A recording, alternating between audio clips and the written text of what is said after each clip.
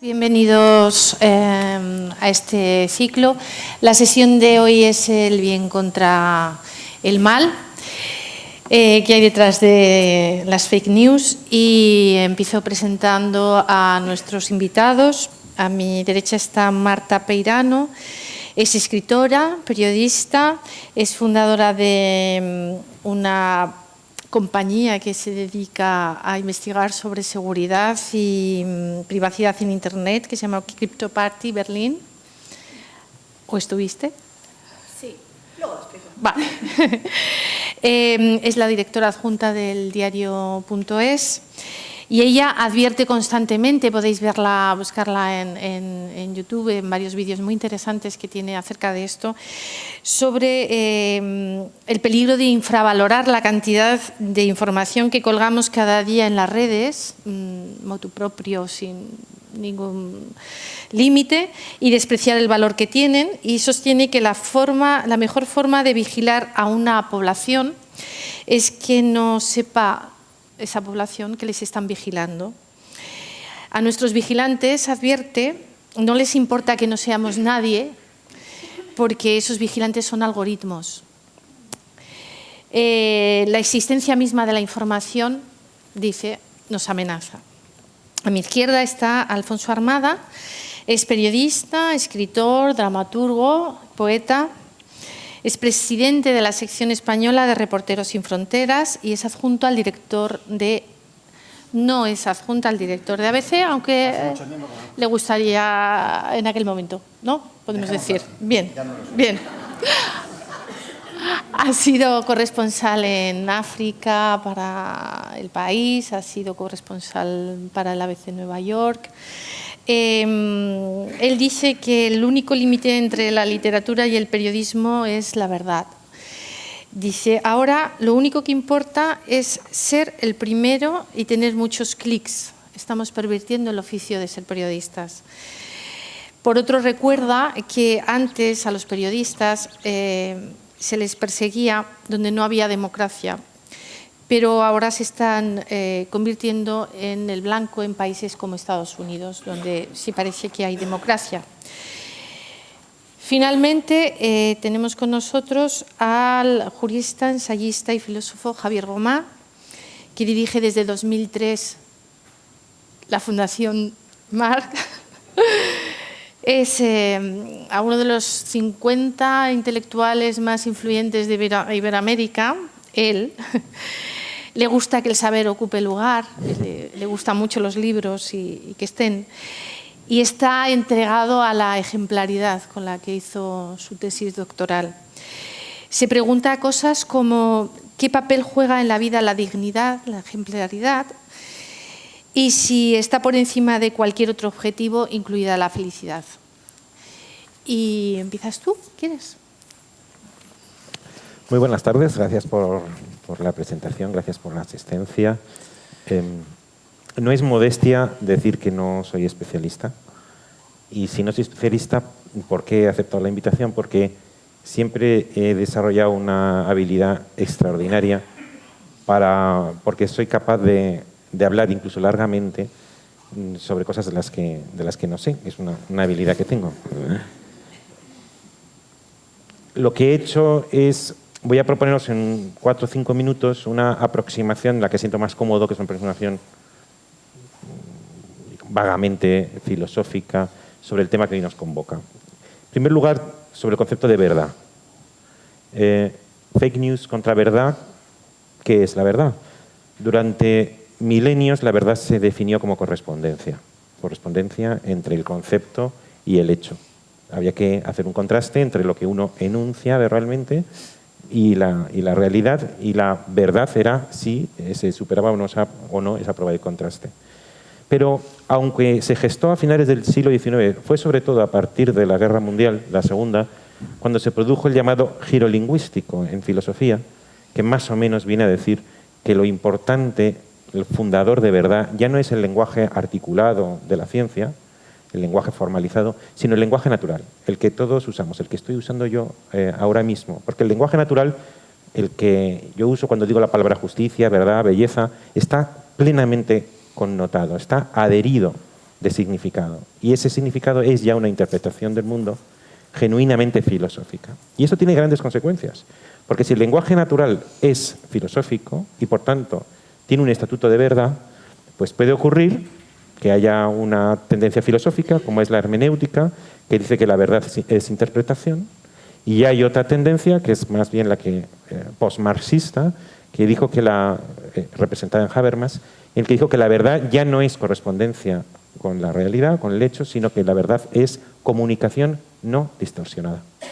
Y desde entonces, en el ámbito de la filosofía, ese concepto, la verdad que emana el diálogo no distorsionado, sería lo equivalente a la verdad.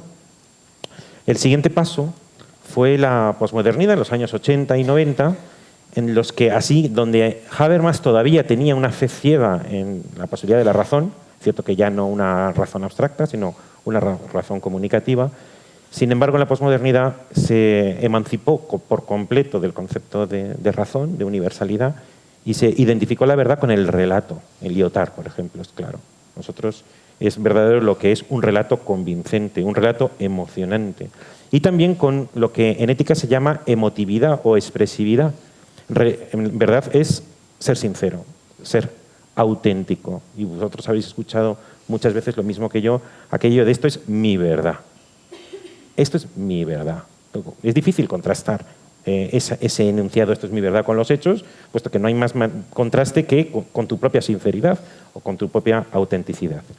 Bien, este es el terreno abonado, a mi juicio, en el que de pronto irrumpe aquello que hace de la posverdad un concepto que por una parte recoge la tradición y por otra parte innova en ella, que es las nuevas tecnologías y las redes sociales, sin las cuales posiblemente cualquier debate sobre la posverdad sería inútil. Digamos, por una parte, y solamente enunciaré 4 puntos y ya lo demás lo dejo para el diálogo. Por una parte, las redes sociales, las nuevas tecnologías, indudablemente es una ampliación de la libertad del sujeto. Donde el señor hacía una vida cotidiana, ahora de pronto, aunque viva en su pueblo, puede conectar con Australia o con la Antártida o tener una conexión directa con personas que están en otro lugar del planeta. Una ampliación de la libertad. Por otro lado, es un avance extraordinario en las redes sociales, porque esto simplemente lo enunciaré, si queréis luego lo desarrollaré. Durante toda la historia, solamente un pequeño grupo de personas, normalmente varones y normalmente de clase alta, tenían la capacidad de configurar su propia identidad, su propio perfil. Y además de una manera mediada, a través de un escultor, a través de un pintor, a través de alguien que escribía su crónica o su biografía. Y eso ha sido así siempre, hasta que de pronto las redes sociales, por ejemplo el selfie, es decir, que no es una red social, pero está intrínsecamente unido, nos permite, en las redes sociales, un perfil en Facebook, es crear nuestra propia identidad y además de una manera creadora, una poiesis, una auténtica autocreación y sin mediación de un tercero.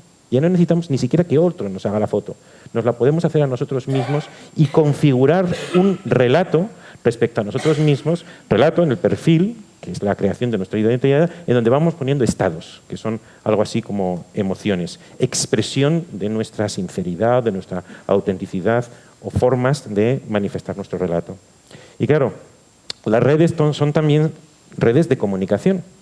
Hemos dicho que la verdad, tras el giro lingüístico, es lo que emana el diálogo no distorsionado. Las redes pueden ser, desde luego, una comunicación no distorsionada, pero sincroniza perfectamente con un concepto de verdad como comunicación. En consecuencia, el terreno era abonado para ese tipo de concepto de verdad. Y por último, es un espacio particularmente expuesto, creo yo, por las cosas que he resumido de manera telegráfica, a la manipulación política y económica. Por la económica, porque cuando nosotros vemos un anuncio en la televisión, ahí no pensamos que nos estén dando un contenido de verdad, sino que están transmitiendo una emoción que sea favorable a la compra de esa mercancía. La configuración de las redes se parecen, todas ellas y todos los usuarios y todas las emociones se parecen demasiado a un anuncio de televisión, a la creación, a la poiesis de un perfil que crea una emoción favorable a algo, en este caso a la transmisión, si es instrumento de una gran corporación, a la transmisión de emociones que sean favorables a la compra de una mercancía. Y también, desde luego, a la manipulación política, puesto que la política no está tanto interesado en los hechos como incluso cuando aparece la apariencia de hechos, no tiene más otro objetivo que transmitir una emoción favorable a los intereses políticos de quien promueve esa falsa noticia. Y termino diciendo que me gustaría que se distinguiera porque, insisto, yo no soy experto, pero un poco desde fuera me parece percibir una diferencia sustancial entre las noticias falsas, las fake news, o lo que en castellano solemos llamar simplemente bulos, de otra realidad que aunque está asociada, es conceptualmente distinta, y es la utilización de las redes no para decir una cosa que sea falsa, sino para multiplicar el supuesto estado de opinión sobre algo. Si yo me invento 100.000 cuentas falsas en Twitter, que esas 100.000 cuentas falsas en Twitter dicen que yo estoy a favor de la independencia de Cataluña, no estoy diciendo ningún bulo, tampoco es estrictamente una fake news, pero que es ciertamente la manipulación de las redes sociales para crear un estado de opinión favorable a algo. No es propiamente un bulo, pero sí que tiene que ver con la manipulación de las redes sociales y la creación, no tanto de una verdad, pero sí de un clima favorable a algo y también instrumento de la manipulación. Como ven, aquí hay aguas profundas. Esto no es una superficie de nada. Muchas gracias por ese análisis que has hecho. Marta, empezamos todo lo que él propone. Me parece muy interesante, sobre todo cómo ha dejado el final, que lo ha dejado muy en alto, esas dos apreciaciones. Pero que en realidad las fake news, los bulos, son mentiras, son injerencias, es manipulación, es ruido espectacular, es la verdad que imita a la verdad. Bueno, es todas esas cosas. De hecho, lo ha dicho Javier muy bien, aunque las fake news, que en este momento vamos a llamarlas mentiras o bulos, ¿no? Son distintas de lo que tú acabas de describir, que es lo que se llama fabricación de consenso, ¿no? Cuando tú mandas 100.000 bots a apoyar una manifestación, lo que estás haciendo es pretender que hay 100.000 personas apoyando una manifestación y, por lo tanto, generando una meteorología en torno a esa manifestación que parece positiva, ¿no? Estás creando pues eso, un clima como de que hay mucha gente apoyando es decir, estás imitando un movimiento social, básicamente. Estás creando la impresión de un movimiento social, que es un poco a lo que juegan ahora mismo las campañas de desinformación, ¿no? Cuando los políticos compran los servicios de determinadas agencias de marketing online, lo que están haciendo es comprar apoyo, o lo contrario, ¿no? Comprar disentimiento con las operaciones o con las actividades de tu oponente, y entonces esto es una situación interesante cuando nuestro propio ecosistema mediático está compuesto en su gran parte por periodistas muy jóvenes, en muchos casos becarios, que tienen que estar evaluando la importancia de una noticia por el número de retweets que tiene, ¿no? Y entonces se crea ahí, pienso yo, un ecosistema muy tóxico, en el que cuando estamos hablando de fake news, en realidad estamos hablando de muchas cosas distintas, pero yo creo que lo que todos tenemos en la cabeza es este estado de cosas en los cuales ya no sabemos de dónde vienen las noticias y no nos creemos nada, ni lo que dice el New York Times, ni lo que dice, pues yo qué sé, un blog desconocido, ¿no? Nos parece todo igual de mentira, igual de verdad. Lo cual es interesante porque las redes sociales, una de las cosas que imponen es lo binario, ¿no? La verdad en realidad no existe. Quiero decir, son todo interpretaciones y desde el periodismo lo lógico es que apoyemos una verdad que en realidad son como porcentajes de verdad, ¿no? Que no todo, que se entienda que no puedes estar en posesión de la verdad absoluta, cuando las redes sociales en realidad apoyan lo binario, ¿no? Es como Venezuela ahora mismo, que parece que solamente hay dos opciones en el mundo para Venezuela, ¿no? Y tienes que estar apoyando una o en contra de la otra. Esto es otra de las tendencias que de alguna manera pertreñan ese tipo de estructura. Alfonso, ¿tú qué opinas? ¿Yo qué opino? ¿Tú qué opinas? ¿Más injerencia, más manipulación? ¿Tú lo ves a lo mejor de otra manera más en el terreno, sin estar? Me ha gustado mucho cómo ha enfocado como ha planteado un poco el debate de Javier, aunque es verdad que ha elevado el nivel de discusión varios grados, lo que te obliga a tratar de refinar tu propio pensamiento.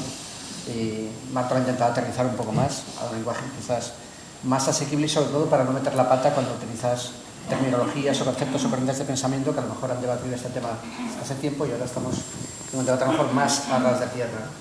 Bueno, voy a intentar también someterme un poco al planteamiento inicial y después a ver cómo salimos de este tema.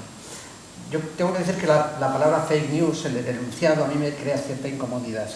De hecho, cuando determinan que es fake news. Ya primero es una especie quizás de prurito un poco arcaico de despreciar de forma sistemática el recurso constante a expresiones inglesas porque, bueno, la capacidad de persuasión de la propia lengua inglesa parece que es proporcional a su capacidad de fascinación de todo el mundo en torno a Hollywood y toda la maquinaria de seducción que Estados Unidos ha depurado con tanta habilidad, aunque hay otros agentes de fabricación de contenidos también muy potentes, ¿no? Pero no con esa capacidad de persuasión. La lengua inglesa en eso tiene esta especie de capacidad de hacernos asumir expresiones y conceptos que son muy plásticos, muy ricos y al mismo tiempo recrean una cierta realidad, ¿no? El mismo enunciado fake news yo creo que plantea ya un problema en su propio enunciado, ¿no? Porque si no nos ponemos demasiado cínicos y pensamos, yo soy de los que piensan que la verdad existe, es un tema además que me apasiona, creo que el gran tema de la prensa y del momento político español e internacional es especialmente el tema de la verdad.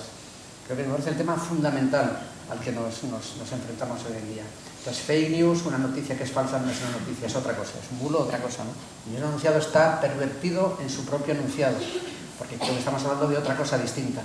Lo cual no quiere decir que la manipulación, el uso de medias verdades o mentiras no forma parte del paisaje político y del paisaje mediático y del paisaje de relaciones sociales en cualquier sociedad dada, ¿no? Y hoy en día, además, multiplicado por esta nueva realidad en la que estamos conviviendo, que ha sido la irrupción de una tecnología que ha cambiado nuestra forma de estar y de leer el mundo. De una forma para la que no creo que haya comparación en la historia, algunos hacen algunos paralelismos con la irrupción de Gutenberg y la imprenta, pero la potencia de difusión, la capacidad de fascinación y el hecho de que cada uno de nosotros tengamos la posibilidad de conectar, comunicar, difundir, utilizar, yo creo que es incomparable. Solo basta ver la eclosión mundial de los teléfonos móviles, que haya prácticamente más teléfonos móviles que habitantes en la Tierra y que además esté prácticamente todos los países del mundo, con limitaciones concretas en países concretos como China, donde el uso está restringido a unas normas de vigilancia cada vez más perfeccionadas. Es un tema interesante, más que lo que Marta sabe bastante de ese tema, que es un tema muy interesante de cómo estas nuevas tecnologías que esto finalmente permiten una comunicación universal y también, por supuesto, difusión de mentiras, verdades, falsas verdades, a una realidad completamente distinta. Y además estamos en medio de un cambio tecnológico, comunicacional, de relaciones, que todavía no ha terminado. Estamos en medio yo creo que estamos todavía en la infancia de Internet. No sabemos hacia dónde va a ir esto, ¿no? Pero evidentemente estos cambios, esta forma de leer la realidad, de contar las historias, de relacionarnos, de leer a fin de cuentas el mundo, está cambiando nuestra forma de percibir las cosas. Y también afecta directamente a la cuestión de verdad. Hay un filósofo polaco al que cuando murió hace creo que 4 años no se prestó mucha atención, que es Kolakowski. Creo que es uno de los mayores expertos mundiales en la historia del marxismo y alguien que abandonó un poco Polonia, se fue al extranjero y creo que tiene una de las obsesiones precisamente con la importancia de reconocer la verdad en sus términos y sobre todo un ataque bastante directo a algo que ha sido muy fascinante desde el punto de vista filosófico y mental, que es la posmodernidad, y con la historia además de que no hay verdades, todos son interpretaciones, que desde el punto de vista enunciativo es muy fascinante, pero creo que es una profundísima mentira, porque traslada la impresión a cada uno de nosotros que cada uno de nosotros podemos tener una verdad alternativa igual de valiosa que la verdad en sí. Y creo que esto viene sobre todo de una grandísima perversión de la idea de la democracia. La idea de que todos los votos tienen el mismo valor se traslada a la impresión de que todas las opiniones son respetables y valiosas, lo cual es una gran falacia. Hay opiniones y pensamientos completamente deplorables y despreciables, y hay esos que son ciertos y esos que no son ciertos. Cuando esto lo llevamos al mundo del periodismo, la reacción más constante, yo vengo de la Facultad de Periodismo ahora, y uno de los debates más cansinos y más aburridos que hay en las facultades, en la historia de que la objetividad no existe, porque todos tenemos prejuicios, impresiones, sensaciones. Yo creo que la verdad existe, lo que pasa es que da mucho trabajo.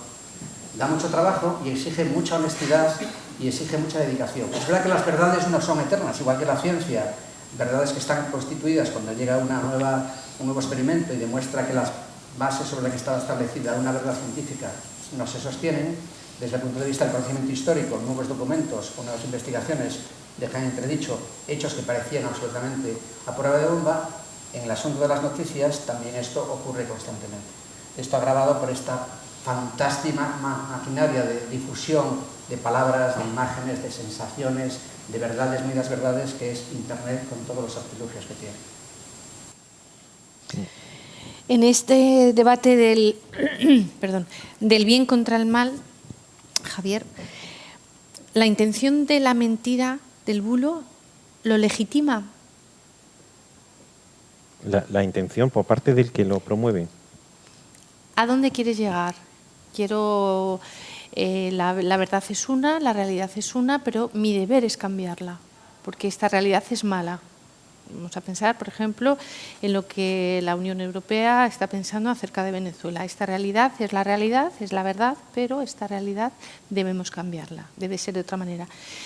Los bulos y las mentiras y las propagaciones de miles de mensajes, ¿en algún caso crees que están legitimados por el fin que persiguen?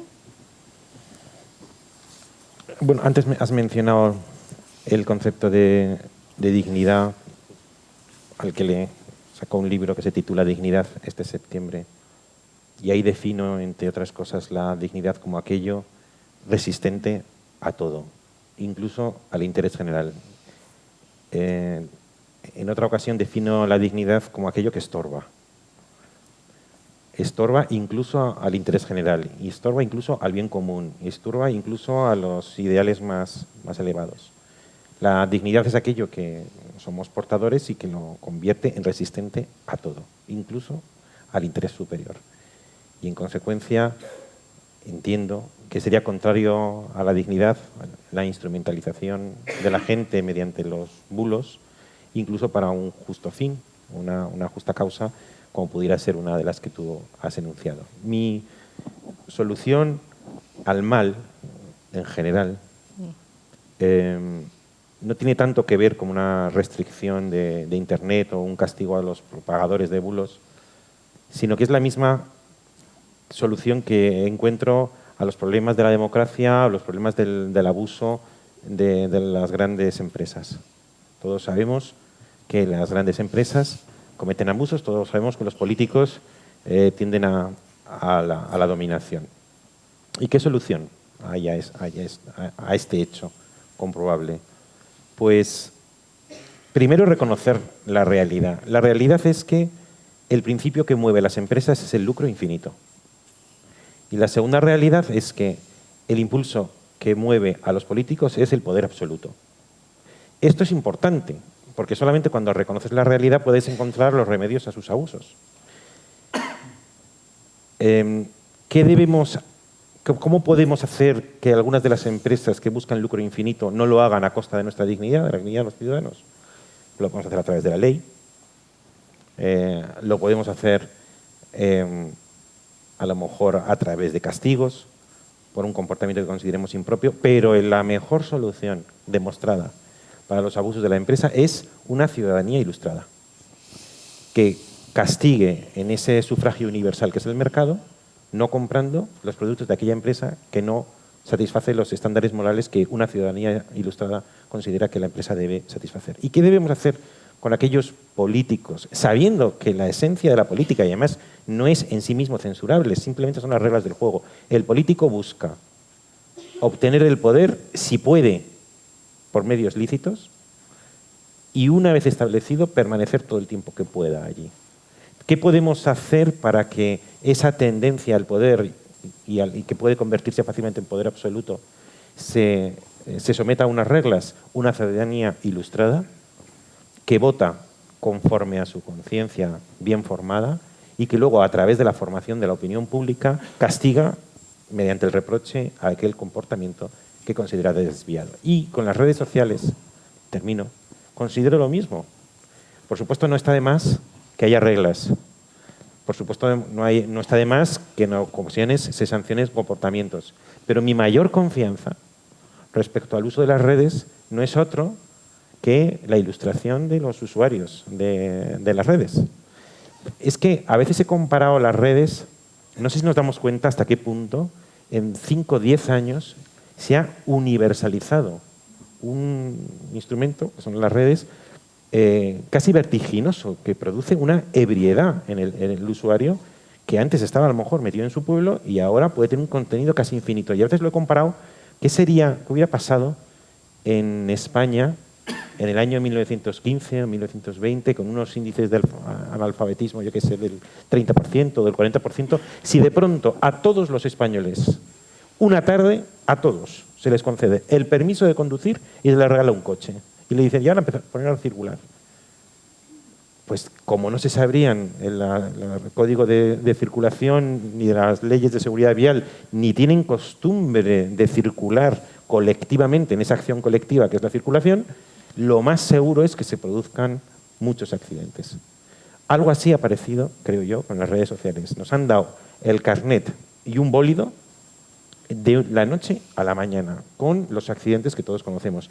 Mi confianza es que el usuario vaya ocurriendo como está ocurriendo ahora. A mí me parece milagroso que todos los días vayan circulando coches con esa especie como de bomba con ruedas, que es un coche conducido por usuarios que en otros aspectos se comportan como auténticos salvajes, sin embargo se comportan con relativa civilización cuando están al volante, relativa porque se producen millones de desplazamientos sin accidentes. Bueno, pues algo parecido creo que va a ocurrir, que es, aunque sea por la autorregulación, un progreso civilización, una progresiva civilización del usuario, que es donde yo hago descansar la mayor confianza para reaccionar ante esos abusos y tendencias a la manipulación. En esa línea, justo, era lo que te iba a decir, Marta, en esa línea justo tú has advertido muchísimas veces sobre ese peligro y tú lo cuenta muy bien además Marta, las campañas de Cambridge Analytics, por ejemplo, para saber lo que pensamos. Yo te pregunto, ¿y pasa algo? Sí, de hecho, me gusta mucho el ejemplo que has usado. Tengo una amiga que es ingeniera, se llama Eleanor Saita, que es una de las principales defensoras de lo que se llama el media literacy, ¿no? de la alfabetización mediática. Y ella, la metáfora que usa es que es como si nos acabaran de poner el tranvía, ¿no? Y la gente sigue caminando por la ciudad sin verlo y entonces muere mucha gente aplastada por el tranvía, pero este ejemplo que tú has puesto a mí me parece literalmente la idea de qué es lo que pasa cuando a un sitio que nunca he tenido comunicación de repente le das Facebook, ¿no? Y esto es lo que ha pasado en Myanmar. O sea, lo que pasa es que hay una limpieza étnica literalmente medio año después, ¿no? Pero cuando tú dices que los usuarios ilustrados no utilizarán este tipo de herramientas, estamos olvidando que, o sea, Facebook tiene ahora mismo 2.300 millones de usuarios. Y no los tiene solamente porque haya 2.300 millones de personas que estén dispuestos, si es que hay tantos, ¿no? Porque yo se intuye que probablemente haya muchas cuentas falsas en esa cuenta, ¿no? Pero la mitad de la gente que está en Facebook porque Facebook le ofrece internet gratis. Es decir, Facebook tiene un programa que se llama Free Basics, que antes se llamaba internet.org, que es un programa por el cual en los países en vías de desarrollo llega a acuerdos con las operadoras locales para ofrecer un servicio de datos gratuito a la gente. Y entonces, generalmente los países en vías en desarrollo, los datos son muy caros. Poner internet en tu casa es muy caro, tener internet en el móvil es muy caro, pero a lo mejor tener móvil no es tan caro. Entonces hay, a lo mejor, 1.000 millones de personas que tienen acceso a internet a través de Facebook. Es decir, la manera de conectarse. Exacto, que para ellos internet es Facebook. El algoritmo de Facebook que gestiona la información es su Facebook, su internet. Entonces, a estas personas no podemos esperar que les llegue la ilustración. Algún día sí, ¿no? Bueno, pero no en corto plazo. Claro, Es gente que ya no tiene que decidir entre tener internet y comer, ¿no? Porque Facebook les ha resuelto ese problema con la insana intención de tener 2.300 millones de usuarios, cosa que claramente ninguna empresa debería tener. Pero efectivamente estas son personas que han pasado de no tener lavadora en casa, que probablemente todavía no tienen lavadora en casa, pero tienen Facebook en el teléfono. Y entonces son particularmente, bueno, lo dicen Médicos Sin Fronteras, lo dice la ONU, son particularmente susceptibles a las campañas de desinformación, ¿no? Que es lo que hemos visto en varios países del mundo, incluyendo México, India, etcétera, pero especialmente Myanmar, donde hay una limpieza étnica que ha sido favorecida por Facebook. Marta, perdona, me gustaría que explicaras brevemente cuáles son las principales formas de organizar y manipular la opinión a través de las herramientas en Internet. Pues, lo que antes Javier apuntaba de, bueno, una cosa es contar un bulo y otra cosa es transmitir una verdad miles y millones de veces. Cierto. Pues en este momento hay una industria de servicios. Muchos de ellos tienen origen en oficinas que trabajan para gobiernos, por ejemplo, para el Kremlin o, por ejemplo, para el gobierno chino. El Kremlin tiene una agencia que se llama Internet Research Agency, que se dedica a hacer operaciones de desinformación. El gobierno chino tiene su propia agencia que se llama, bueno, la llaman 50 Cents, que se dedica a hacer operaciones de desinformación, ¿no? Entonces, este tipo de agencias trabaja en las redes sociales porque facilitan, digamos, la introducción de ideas o de conflictos en sociedades de las que tú no formas parte, ¿no? En este caso, lo que hacen es crear miles y miles de cuentas falsas pretendiendo ser ciudadanos locales y entonces aprovechan grietas preexistentes en la sociedad, como por ejemplo, pues por hablar de lo que más se conoce, que es la campaña que hicieron para las elecciones de los Estados Unidos, que es la que más se conoce porque ha habido 5 informes distintos sobre esta campaña, ¿no? Lo que hicieron fue pues, encontrar un poco las grietas más profundas que había en la sociedad americana en ese momento, que eran pues, un conflicto racial, ¿no? Un conflicto digamos, del feminismo con el resto de la sociedad, un conflicto de los afroamericanos con los no afroamericanos y del campo o de los ciudadanos, digamos, que han quedado sin trabajo después de la destrucción de puestos de trabajo en la industria por la automatización de procesos, pues yo qué sé, pues para hacer coches, para la robotización de las fábricas. Y entonces las redes sociales, particularmente Facebook, no son plataformas de comunicación, son plataformas publicitarias. Entonces, tienen una serie de herramientas para que tú puedas encontrar a personas muy concretas dentro de una sociedad, ¿no? Entonces, en este caso, se ha hablado mucho de cómo usaban la herramienta para encontrar a personas susceptibles de atender a determinados mensajes, ¿no? Pero dicho de manera más fácil, pues tú puedes encontrar nazis en Facebook. Simplemente buscando gente que ha dicho o que ha buscado, que ha puesto en Facebook, vamos a matar a todos los judíos. Esto es un ejemplo que no me invento yo, que existe, ¿no? O encontrar a gente que odia a los negros porque ha escrito que odia a los negros, ¿no? Y Facebook permite encontrar a ese tipo de gente y luego hacer un círculo a su alrededor por el cual puedes encontrar a gente que no ha dicho lo mismo que ellos, pero que lo piensa. Porque Facebook tiene una herramienta comparativa por la cual a lo mejor Javier y yo pues somos los dos amantes de, no sé, de los gatos, por ejemplo, ¿no? Pero Javier lo ha dicho abiertamente, yo adoro a los gatos y hace fotos de sus gatos y las publica, y tú has pero dado yo like. lo guardo en silencio, ¿no?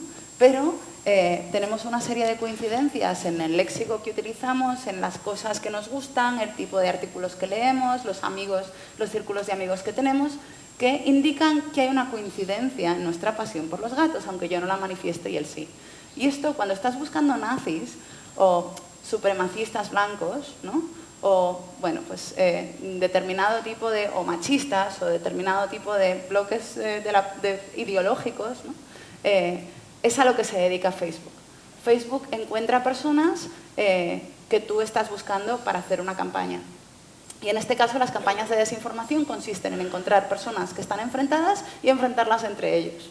Entonces, las noticias falsas cumplen un papel muy importante porque una vez encuentras a esas personas, lo que haces es invitarlas a grupos o unirte a sus grupos. Los grupos de Facebook son grupos cerrados, ¿no? Son grupos que no se publican en abierto, sino que se forman en torno a cosas, pues yo qué sé, pues en torno a intereses comunes o a veces pues ideologías comunes o creencias comunes. Por ejemplo, los terraplanistas, pues hay un montón de grupos de terraplanistas, de gente que piensa que la Tierra es plana en Facebook, ¿no? Entonces, una vez concentras a ese tipo de gente en un grupo, lo que haces es alimentarlo con noticias. En todo el grupo. Exacto, en todo el grupo. Una paradoja, pero es así. Alimentarlo con noticias que pueden ser falsas perfectamente porque no las publicas en abierto tampoco, ¿no? Es decir, ni siquiera las expones a la luz para que alguien vaya y diga que son mentiras. Entonces, lo que hacen los grupos que se dedican a la desinformación es esto. Y por poner un ejemplo tonto, en Estados Unidos uno de los primeros síntomas, ¿no?, de que se estaba dando este tipo de operación fue que dos grupos, un grupo antimusulmán y un grupo de musulmanes, se enfrentaron un día delante de una mezquita en Austin, Texas, porque habían sido convocados por sus respectivos grupos en Facebook y los dos grupos habían sido creados por la misma persona que estaba en Rusia y que nunca había pisado Texas, ¿no? Y entonces a uno de los grupos, claro, tú coges a gente que ya odia a los musulmanes, ¿no? Y entonces los metes a todos en un grupo y empiezas a mandarles noticias de musulmanes que se han comido a sus hijos, ¿no?, o que han matado a su gato, que han, no sé, pues noticias, ¿no?, que los calienta. Y entonces siempre hay un iluminado que dice hay que matarlos a todos y entonces mandas a tus bots, ¿no?, a tus, digamos, a tus perfiles automáticos de Facebook y de Twitter y de lo que sea para que digan, tiene razón, esto hay que decirlo más. Y entonces esa persona se crece, toda la gente que hay a su alrededor se piensa que esta es la manera correcta de pensar porque está siendo celebrada, apoyada y retuiteada por a lo mejor 100 cosas que ellos piensan que son personas y se crea esta ilusión de consenso, ¿no? Y la ilusión de consenso, como bien sabemos, suele generar consenso. Entonces, una operación de desinformación funciona así. Aísla a la gente, aliméntalos con noticias falsas, cuando se calienten, apóyalos con cuentas falsas y cuando estén cabreados, completamente enfervorizados y quieran matar, entonces convócalos en una manifestación en la calle y enfréntalos con alguien. Esto es un ejemplo real, pasó en Texas. Dos notas breves a pie de página. Una es una tontería que se ha difundido en redes, pero es cierta, y es que los principales dirigentes de las empresas tecnológicas de San José son los primeros interesados en que sus hijos no estén expuestos a tecnologías informáticas durante más de media hora a la semana. Algunos de ellos prohíben a sus hijos que se expongan a pantallas más allá de una hora a lo largo de la semana, lo cual es bastante llamativo, ¿no? Y por lo que decía Javier, que me encanta, porque tiene que ver también con otra parte del enunciado de esto del bien contra el mal, que habla de una ciudadanía ilustrada. Que a mí me parece como, viniendo de un filósofo, me parece que hay un componente ahí aspiracional o un componente idealista, y quizás yo he leído muchas veces decir que, bueno, que cuando la gente critica el estado actual de las cosas, hace una pregunta como muy elemental, es en qué época de la historia te gustaría vivir si fueras homosexual, si fueras negro, si fueras viejo. Y parte, supongo, de la conciencia de que el momento en que vivimos y nuestra exposición a tantos contenidos de todo tipo nos va a permitir que las personas que luchamos o tenemos conciencia de luchar por el bien, vamos a ilustrarnos cada vez más y vamos a impedir que estas noticias falsas, estas manipulaciones tan eficaces tengan el efecto que tienen. Pero como bien ha contado Marta, y la verdad que ha habido ejemplos, el problema es que este tipo de planes que hace Marta, que está muy estudiado, recuerdo incluso un reportaje fantástico de The Economist que hablaba también de la campaña electoral de Estados Unidos, como en Macedonia había un montón de granjas de noticias falsas sobre Estados Unidos que estaban financiadas solamente desde Rusia y que además conseguían beneficios económicos ingentes de publicar noticias falsas sobre las elecciones americanas y además apelando a grupos predispuestos a creer mentiras que están construidas precisamente para alimentar eso. Y además hay un estudioso también de la propia realidad rusa, que es Nicolás de Pedro, que ha analizado además el sistema que utiliza Rusia para algo que ha dicho ella que me parece muy evidente. No es tanto que Rusia esté a favor, a lo mejor, de Maduro o en contra de Maduro, y está a favor de propiciar el conflicto. y de alimentar precisamente generando esta especie de falsa idea de democracia, de debate libre, cuando está alimentando y predisponiendo a gente dispuesta a consumir noticias falsas, no a ilustrarse, no a comprobar si lo que se dice está bien, porque es, creo que, una especie de extensión ad infinitum de algo que vamos a experimentar nosotros en el paisaje tradicional mediático español. Muchos lectores de periódicos leen periódicos o leen columnistas que dicen exactamente lo que quieren leer. Son los famosos parroquianos. Cada uno por la mañana lee el periódico o el columnista que dice exactamente lo que ese lector quiere leer. Y cualquier noticia o cualquier ilustración, incluso aunque aporten datos fehacientes de que está equivocado, dice no, este miente porque estos datos no coinciden con mi prejuicio sobre la realidad. Eso elevado a unas herramientas maravillosas de Internet que te permite alimentar con noticias falsas, con prejuicios, con insultos y con mentiras, al final creas una masa de población dispuesta a comprar esa mercancía averiada, aún sabiendo que está averiada. Con lo cual el panorama es muy poco ilustrado y la tendencia además, porque además el dinero que se está invirtiendo en estas campañas es directamente proporcional a los beneficios políticos y económicos que se obtienen de estas campañas. Has mencionado las granjas. ¿Qué son las granjas? ¿Quién está dentro de las granjas creando ese estado de opinión para que nos alegremos todos de saberlo? En el caso de esto, yo recuerdo que el reportero que viajó a Macedonia viajó a varias ciudades de Macedonia y las granjas eran pequeñas empresas que a lo mejor en las que trabajaban a lo mejor 4 o 5 personas con ordenadores conectados, capaces de generar precisamente bots, cuentas de Twitter, cuentas de Facebook, que además esto tiene un efecto multiplicador porque cada una está conectada. Entonces es una especie como de crecimiento exponencial, geométrico. O sea, al final son gente que alimenta este tipo de historias y que hay gente dispuesta a quererlas. Una de las noticias más disparatadas que se difundieron en las naciones americanas fue que en una pizzería en Nueva York se asesinaban a niños y al final los cocinaban. Para Hillary Clinton. Para Hillary Clinton, exactamente. Era una empresa propiedad de Hillary Clinton. Pero hay gente que compraba esta mercancía manifiestamente averiada. Pero, bueno, eso hay el nivel de imaginación y de disparate. Hay gente dispuesta a comprar. Igual que había rumores también en las campañas nazis. Javier hablaba de que esta herramienta en manos de gente sin escrúpulos hace 30, 70, 100 años podría tener efectos devastadores. Ahora también lo tiene. Pero hay gente que con los famosos los sabios de Sion y algunos disparates pues difundían ideas de que los judíos se comían y cocinaban a los niños cristianos. Estos bulos que han formado parte de la historia de la humanidad ahora tienen un potencial de fuego y de difusión muchísimo mayor y los estragos sobre el panorama político son mucho más grandes. Si me permites un matiz nada más. Bueno, ni siquiera un matiz, una costilla.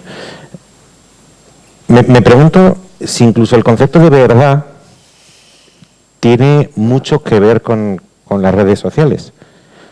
Si nosotros estamos viendo la tele o vamos al cine y se proyecta un anuncio en el que aparece un señor o una señora en el que afirma que después de haber utilizado ese desodorante pues tiene mucha más facilidad para enamorar a las mujeres o a los hombres, ¿eso es verdad? ¿Eso es mentira? Todo el mundo asume que lo que quiere es crear un estado de ánimo favorable a la compra de Redoxon o de lo que sea.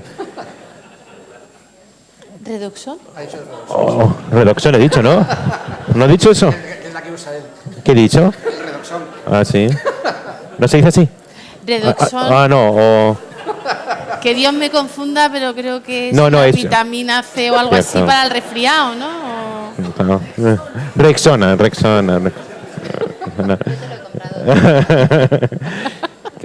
Y cuando un político en un mitin dice que si me votáis a mí, pues tendréis una renta básica universal y al día siguiente pues amanecerá un día soleado y prácticamente todos viviremos en estado beatífico, podemos comparar eso, podemos juzgar esas declaraciones con el criterio de verdad.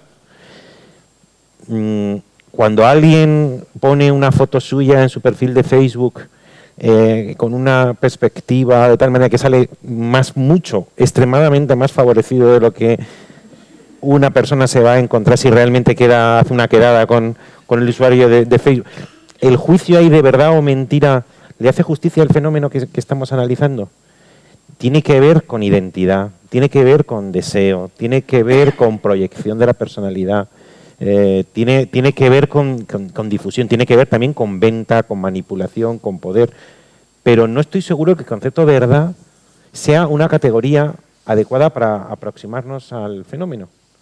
Ha ocurrido, como antes insinué de manera muy precipitada, que es que en la teoría de las ideas, después del giro lingüístico, la verdad comunicación, Habermas, increíblemente asociado al concepto de las redes que vinieron después, y la posmodernidad, que pone mucho el acento en la propia autoconstrucción, en la expresividad. La verdad es autenticidad, dice Taylor, el filósofo, en la ética de la autenticidad. Es ser sincero, ser auténtico. Yo no sé si vosotros sois exquisitos y no veis ningún reality show. Yo lo sigo bastante de cerca y alguna vez he pensado incluso en escribir un texto sobre cuáles son los valores subyacentes a los concursantes. Porque hay claramente unos valores subyacentes que hacen que una determinada población vote a favores de uno y vote en contra de otros. Oye, y el CIS nos dice cuáles son la intención de voto y se produce una gran conmoción y en realidad ha hecho encuestas a 1000 tíos y en Gran Hermano votan 300.000, con lo cual creo que es una encuesta mucho más fiable que la del CIS. Bueno, pues ¿cuál es el valor supremo que aplaude la ciudadanía, ilustrada o no, cuando vota en uno de estos reality shows? El valor supremo es: yo he dicho las cosas a la cara. Yo no soy un falso. Yo soy sincero. A la cara y a la cámara. No necesariamente, porque a veces lo dice a otro, aunque lo estoy diciendo a la cámara. La expresividad, la emotividad, la verdad como autenticidad, como sinceridad, como estado de ánimo, de fidelidad a tu propio corazón, a tu propia inclinación, a tu propia visión de las cosas. Y esto es lo que ocurría antes de las redes sociales. Y de repente, pumba, irrumpe la nueva tecnología particularmente propicia para declarar y comunicar tus estados de ánimo, tanto a través de la imagen, donde posas con una luz favorable, en la que la barbilla aparece con un fondo, con una sombra, de pronto pareces Clark Gable, como tú construyes autopoiesis, tu propia identidad, con los estados que compartes en cada una de las redes. Claro, es un universo que en principio no tiene ni pretende tener nada que ver con la realidad en el sentido de correspondencia del pensamiento con la cosa, sino más bien con la autoconstrucción de una propia identidad y de emociones. Y se parece más a un anuncio de televisión que a un ensayo en un laboratorio, a una verificación empírica. Pero es curioso eso que has dicho, porque me parece que ha sido un elemento fundamental, y es la conexión tan extraordinaria que han hecho las redes sociales con la emotividad, con la emoción. Han hablado de una ciudadanía ilustrada. Al decir ilustrada, lo que hablas es que la razón, el razonamiento, la argumentación, tiene que ser un elemento político para persuadir al otro de que mis ideas son más valiosas y más bondadosas. Y sin embargo, hoy en día lo que predomina en el discurso político es la potencia de la emoción. Eso. Una gran parte de los defensores de la independencia de Cataluña, incluso tengo alguna amiga filósofa, que celebraba como un valor en sí mismo la cantidad de emoción que había puesto la gente en la idea de la República, al margen de que tuviera bases reales o no. El valor supremo era precisamente esta identificación emocional con un bien superior que estaba cristalizado en la idea de la independencia, al margen de las posibilidades reales. Entonces, al final, el valor de la emoción como un valor político por encima de otros, que las redes además propician, porque ella hablaba antes del lenguaje binario, el maniqueísmo, el bien o el mal, lo bueno o lo malo. La autoconstrucción de tu identidad. Porque Está tú te puedes simplificando un mundo complejo basado en emociones, y eso algunos políticos lo han utilizado muy bien porque están basando buena parte de su discurso en una conexión emocional al margen de los hechos, al margen de la verdad, al margen de la razón. Y basado en según qué emociones, porque tú has tocado una clave importante cuando hablas de la autenticidad, porque la autenticidad en las redes no la miden los usuarios o los espectadores, en este caso, la mide el algoritmo. Y esto propicia un estado en el que hay 12 clases de autenticidad. Es decir, tú te vas a Instagram, por ejemplo, y en Instagram solo existe determinado tipo de café, que siempre es como, tiene un punto industrial, pero unos trozos de madera y siempre hay un montón de plantitas colgando y siempre hacen el café con una especie de flor rara en la parte de arriba, ¿no? Y todos los cafés están fotografiados en un ángulo muy concreto, ¿no? Todas las chicas en Instagram tienen el pelo como con sombras como por aquí, así como un poco doblado hacia afuera, es decir, como hay 12 clases de autenticidad en Instagram.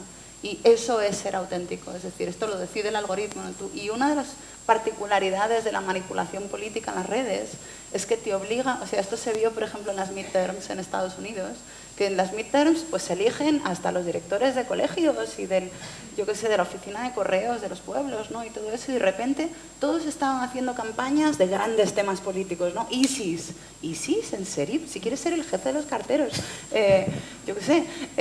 ¿no? Como campañas, la caravana de inmigrantes hondureños, ¿no? Como grandes temas, ¿por qué? Porque todos están utilizando Facebook y todos están utilizando Google para hacer su campaña y la herramienta misma propicia que solamente haya 15 clases de campaña que puedas hacer, porque está tipificado todo, es decir, es una burocracia que solo permite un margen de movimiento muy específico. Yo tengo muchísima curiosidad por ver lo que pasa ahora aquí en las locales, ¿no? Porque todo el mundo, quiero decir, antes era solo la ultraderecha, ¿no? La que utilizaba Facebook o Google para hacer campaña, y ahora acaban de aprobar una reforma de la ley de propiedad intelectual que está diseñada específicamente para que todo el mundo pueda hacer trampa en las redes sociales, todo el mundo pueda hacer campañas oscuras, ¿no?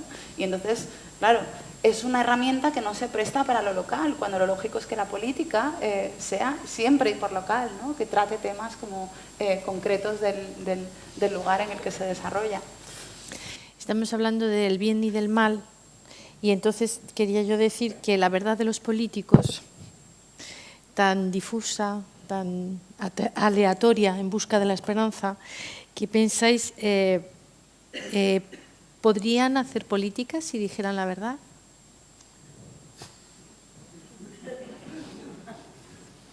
Es una pregunta para ti, Javier.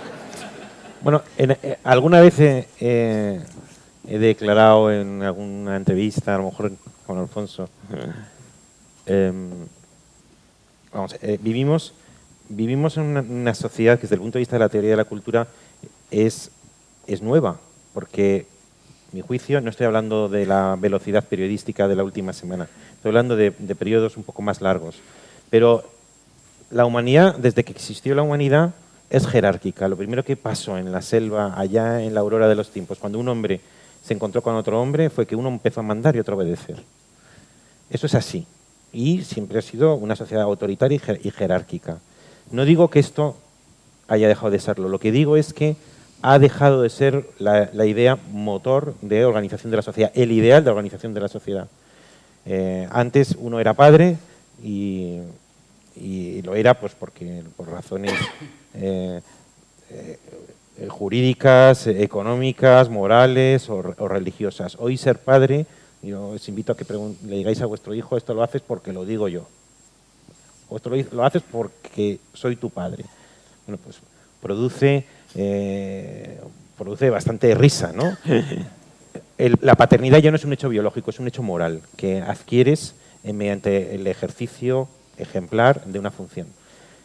Lo mismo pasa con la política. La política en una época posideológica como la que nosotros vivimos hoy, ya no puedes basarlo simplemente en me votas porque pertenezco a una minoría, sino es una gestación de confianza. Nosotros, los políticos, ya son personas que no solamente por ser políticos ya están ahí para siempre, sino que su puesto está bajo la condición de que sigan generando confianza. ¿Y cómo se genera confianza? Pues la expresión española inspirar confianza es muy hermosa porque significa eso, una inspiración que supuestamente no puedes mecanizar, no puedes hacer, sino que tiene que ver con lo que se llama la uniformidad de vida. ¿Quién te inspira confianza? Pues al final es un halo que envuelve a una persona y que dices, esta persona es digna de crédito. Esta persona es digna de confianza. De esta persona me fío. Y tiene que ver con un juicio general sobre su persona, sobre lo que los romanos llamaban un decorum o una uniformidad de vida, que esa persona es, sí, en esta persona me fío. Bien, Pues esa es la razón por la que los políticos cada vez más, sabiendo que la creación de confianza es un relato, han cambiado los programas de los partidos políticos por autobiografías. Y el propio Obama, que era una persona extremadamente ilustrada, en vez de hacer un programa político así muy reconocible, lo que hizo no es una, sino 2 autobiografías. Y aquí en España lo hizo Jordi Pujol en su época, lo hizo Zapatero y lo hizo Rajoy. Y a mí me contó, y esto es una anécdota que me contó una persona que había participado en la autobiografía de Rajoy. El negro. Me dijo, ¿y qué tal le ha parecido a Rajoy? Le pregunté. Y me dijo, no es que no la haya escrito, su autobiografía, es que no la ha leído. Que eso ya es... Bueno, la creación... Con esto quiero decir simplemente... No, ya. Pero Bueno, Javier, ¿eso antes o después de ganar las elecciones? No, eso es supuestamente para ganar las elecciones. Termino. Con esto lo que quiero decir es que al día de hoy la manera de generar confianza y que te voten es un cierto decoro, una cierta ejemplaridad que inspire confianza. Cierto que el decoro en tu vida personal, profesional, tiene muchos costes. Y en consecuencia mucha gente prefiere aparentar decoro que serlo. Es más trabajoso. Sí. Pero yo lo que digo es que la manera más eficaz de aparentar decoro, la manera más eficaz de aparentar dignidad, la manera más eficaz de aparentar honestidad es serlo. Ya sé que tiene unos costes, pero ahí no te pillan. Yo quiero comentar una cosa. Tú antes has dicho, Alfonso, que siempre ha habido desinformación, y es verdad, pero yo a veces siento que no estamos valorando el hecho de que las redes sociales como medio de comunicación de masas son fundamentalmente distintas de todos los que ha habido antes. Sin duda. Es decir, son fundamentalmente distintas de la radio, es fundamentalmente distinta de la televisión, principalmente porque la televisión y la radio son un solo medio de comunicación para una sola masa. Es decir, si tú quieres hacer una campaña política por radio o por televisión, tienes que mandar un solo mensaje a todo el mundo. Tienes un mensaje para todo el país. Mientras que las redes sociales lo que te permiten es tener muchos mensajes distintos para mucha gente distinta. Es decir, le estás hablando al oído a distintos grupos de personas y le puedes estar contando a cada uno una cosa distinta. Es decir, no estás haciendo una campaña, estás haciendo una campaña para cada grupo. Y esas campañas no son visibles. Es decir, todo el mundo piensa que está viendo la misma campaña. Todo el mundo, porque históricamente ha sido así. Cuando la gente... Y luego, antes tú salías a la calle y te encontrabas con anuncios en las marquesinas. O ponías la tele y te encontrabas con anuncios en la tele. Ahora no solamente llevamos esto desde que nos despertamos hasta que nos acostamos, ¿no? Y lo llevamos con nosotros porque, y esto no lo hemos mencionado, porque esto es una máquina tragaperras. O sea, esto no es una broma, esto está diseñado a propósito y en imitación absoluta por absolutos genios súper bien pagados como máquinas tragaperras. O sea, todo lo que hay en este teléfono y cada una de las aplicaciones que hay en él están diseñadas siguiendo las máximas del diseño más adictivo que conocemos, que es la máquina tragaperras. O sea, ¿os habéis fijado que tenéis que hacer así para casi todo? Que tenéis que como que tirar de las cosas, ¿no? Que vais a Twitter y hay que tirar de los tweets, que vais a Facebook y hay que tirar de las noticias, ¿no? No hay absolutamente ningún motivo para que esto sea así. Ningún motivo técnico, quiero decir.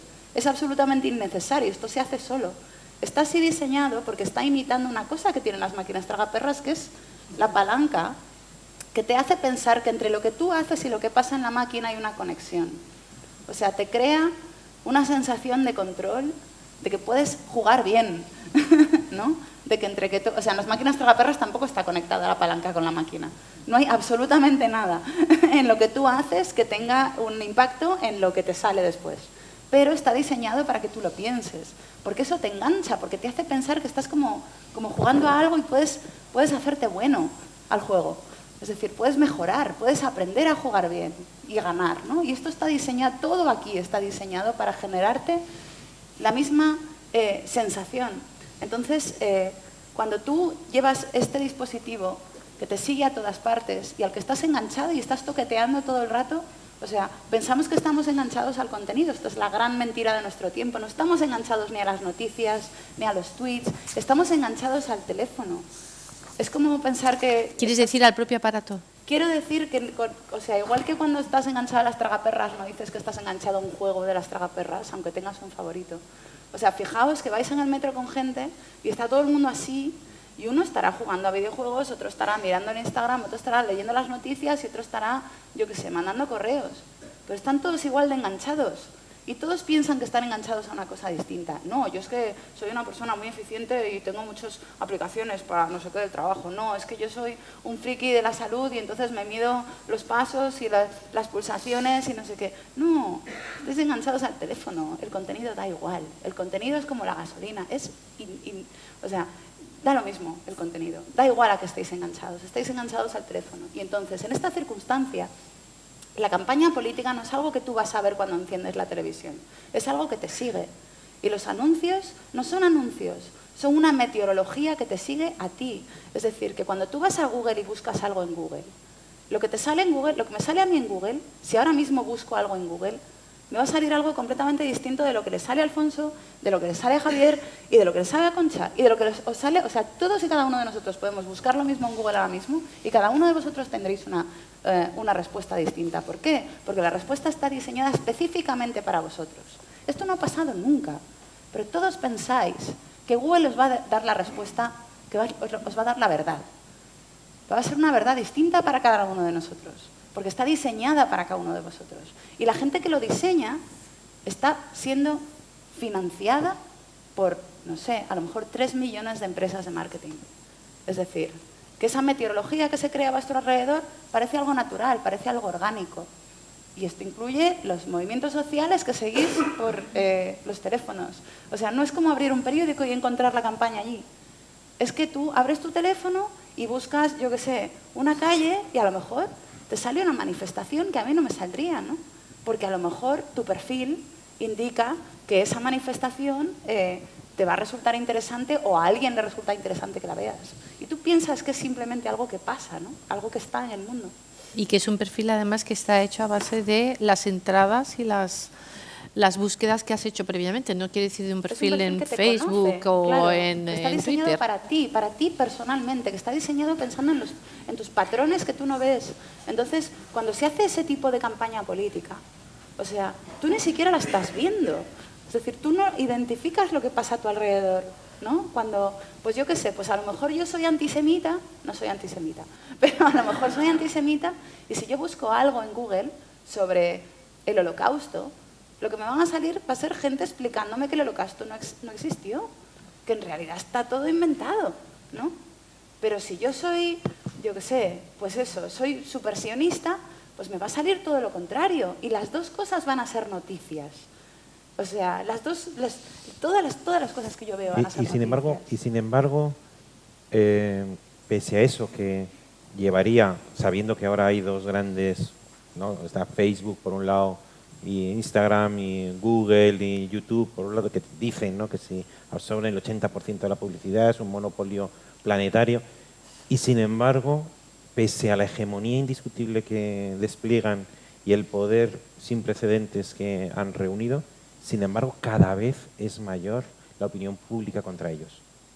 Y está despertando la ciudadanía en progreso de ser ilustrada también en este asunto contra los abusos, contra las manipulaciones. Hoy día nos ha convocado un tema que ha convocado también a un público interesado por las manipulaciones que ese poder inmenso que podría llegar a ser hegemónico está produciendo. Con esto quiero decir que la sociedad es tan compleja que permite amenazas de hegemonía y al mismo tiempo genera sus antídotos. Y nosotros hoy nos convoca una preocupación y también el deseo de ilustrarnos para reaccionar a ese intento de hegemonía. Me gustaría ver algunas cosas a las que ha anunciado Marta con tanta lucidez. Esta idea de la palanca, que tiene mucho que ver con la potencia, ¿no? Con la posibilidad de la palanca que mueve el mundo, la palanca de intervenir en la realidad haciendo este gesto que tú has traducido muy bien con este gesto de mover, ¿no? Has dicho antes que buena parte de los mecanismos de selección y de búsqueda está marcada por pautas, sobre todo de índole económica. O sea, de rendimiento económico que después lo trasladas a todos los ámbitos de la vida, al ámbito puramente del comercio, pero al ámbito también de las elecciones políticas o de las inclinaciones culturales. Lo interesante de eso también, y por eso también Internet, tú decías que no es como las campañas de radio, ni de prensa, ni de televisión, porque están diseñadas específicamente para personas predispuestas a dejarse persuadir por esto que está preparado para ti. Que tenemos ahora además con una campaña clásica del Corte Inglés que dice que el Corte Inglés piensa por ti, sabe lo que tú deseas. O sea, esto llevado al máximo, estas técnicas que son tan eficaces, al final están diseñando lo que tú crees que vas a necesitar, lo vas a encontrar porque te lo van a encontrar precisamente para ti. Creo que esta especie de gran talento para diseñar aspectos del consumo político están, y además con la sensación de una absoluta libertad en un espectro gigantesco, como has dicho, cada uno hace una búsqueda y encuentra cosas distintas, con lo cual abunda en la idea de que el espectro es muy grande y la libertad es tan grande que puedes elegir entre un aparentemente infinito espectro de productos o de ideas políticas que al final no es en absoluto así, ¿no? Y creo además que, bueno, que las TENs han diseñado ahora mismo, en China sobre todo, que ahí están dedicando millones y millones de recursos a lectura facial, a identificación a través del iris, en campañas sistemáticas. Primero, tienen prácticamente toda la población ya identificada, localizada, en una muchedumbre de 1 millón de personas pueden entrar exactamente qué es cada uno, y además diseñando productos que satisfagan los intereses y necesidades. Es verdad que hay pequeños grupos de resistencia, como en Fahrenheit 451, que siguen empeñándose en leer libros, memorizarlos y luchar contra esta invasión del mundo digital. Pero creo que a mí me gustaría ser más optimista, y por eso también estoy en Reporteros Sin Fronteras y pensamos que hay que luchar por la verdad. Y me gusta mucho que, por ejemplo, el último libro del historiador norteamericano Timothy Snyder, que se titula El camino hacia la no libertad, que tiene mucho que ver con esto precisamente, está dedicado a, para los periodistas, los héroes de nuestro tiempo. Porque ¿qué está pasando, además de este panorama tan inquietante que estamos retratando? Es que además los periodistas que se empeñan en no comprar esta mercancía o que siguen investigando casos de corrupción, de mentiras evidentes entre lo que un político dice y hace, ¿qué pasa con ellos? Primero son tachados de enemigos del pueblo, que desde el punto de vista del marketing político es muy eficaz, porque es una frase que tiene su eufonía y es fácil de repetir. Y este discurso lo están utilizando desde Trump en Estados Unidos hasta Viktor Orbán en Hungría, o los dirigentes polacos, o en la India o en China. Es decir, el enemigo a batir es el periodista que, a pesar de todo, intenta explicar qué son estas tramas que están por debajo, cómo están vendiendo la mercancía de que esta democracia es una democracia en que puedes elegir cualquier solución política cuando está predeterminada, y buscando además votantes que van a votar lo que se supone que es mucho más rentable para cada país. Pero y es un tema mundial. Por supuesto, es un tema mundial. No, me refiero que si hay algo que ahora interesa a la opinión pública, las instituciones, al Congreso de los Estados Unidos, al Parlamento inglés, a la Unión Europea, que llena y llena páginas de The Economist, del New Yorker, del New York Times, de las televisiones, que fascina a la gente, es los riesgos de manipulación a la que está expuesto en las nuevas redes sociales. Y somos más conscientes ahora que hace 5 años. Sí, ¿cómo me imagino la ciudadanía dentro de 15 años? Muchísimo más consciente, más organizada para equilibrar esos riesgos de abusos, con una mejor legislación, con unas instituciones modernizadas. Quiero decir con esto que las sociedades son complejas, son capaces de producir un virus y al mismo tiempo también el antivirus. Y aun cuando no existen sociedades perfectas, en esa tensión entre lo bueno y lo malo, finalmente se va produciendo un cierto progreso. En esta tensión entre la tecnología, que parece que va a ser capaz de saber lo que pensamos, que es lo que a mí personalmente es lo que más vértigo me da, y lo que desea Javier de una ciudadanía cada vez más ilustrada, que sepa poner muros entre lo que proporciona sin límites a una maquinaria de algoritmos. Seguro que hay alguna pregunta, ¿no? Del público. Ay. Bueno, yo voy a ser muy breve. Lo que yo quería decir en todo este discurso, que además que agradezco porque es muy enriquecedor, lo que a mí me llama poderosamente la atención, es decir, a mí de lo que has estado hablando, de los silogismos que habla Harari, que todos sabemos, que si entras 3 veces a comprar en Amazon, Amazon ya sabe tus gustos, que si entras a mirar determinado tipo de prensa, van a saber también, etc. Lo que me da rabia es que, a ver, ¿dónde queda la libertad del individuo? ¿Dónde queda? Es decir, yo hoy por hoy, Facebook, hace años me llamaba la atención. Era una cosa de amigos, colgar. Podría criticar, bueno, y a mí es que no me interesa nada que uno ponga la foto de la cocina, del plato que está haciendo. Bueno, no me quiero enrollar. Hoy por hoy, yo utilizo Facebook incluso como plataforma de denuncia de lo que yo quiero. Están mis amigos, que han ido cada vez quitando más datos personales, y lo que hacen mis amigos es meter, a lo mejor, noticias que los medios de comunicación no salen claramente, ¿no?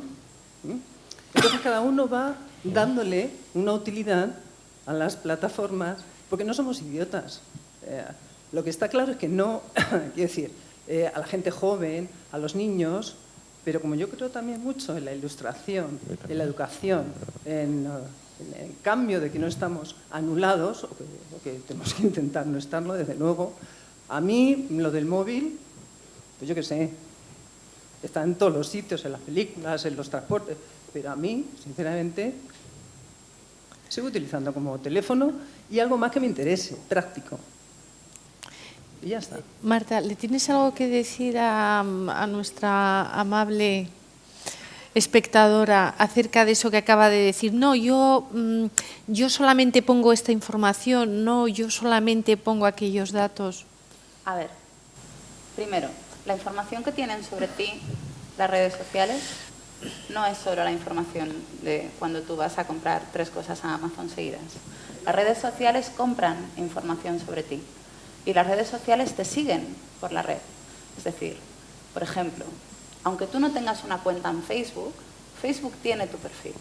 Y tu perfil se va acumulando cada vez que tú usas una tarjeta de puntos de un supermercado, cada vez que tú usas tu tarjeta para pagar en algún sitio, cada vez que, yo qué sé, cada vez que entras en una tienda y llevas el móvil en la mano, porque los móviles ahora se comunican con una cosa que se llama audio beacons, que están en las fachadas de los escaparates, porque estas empresas se dedican a venderte cosas, entonces ellas quieren saber cuánto dinero tienes, con quién te relacionas, a dónde vas, en qué parte de la tienda te paras. Es decir, el nivel de vigilancia al que estás sometida ahora mismo, de vigilancia invisible.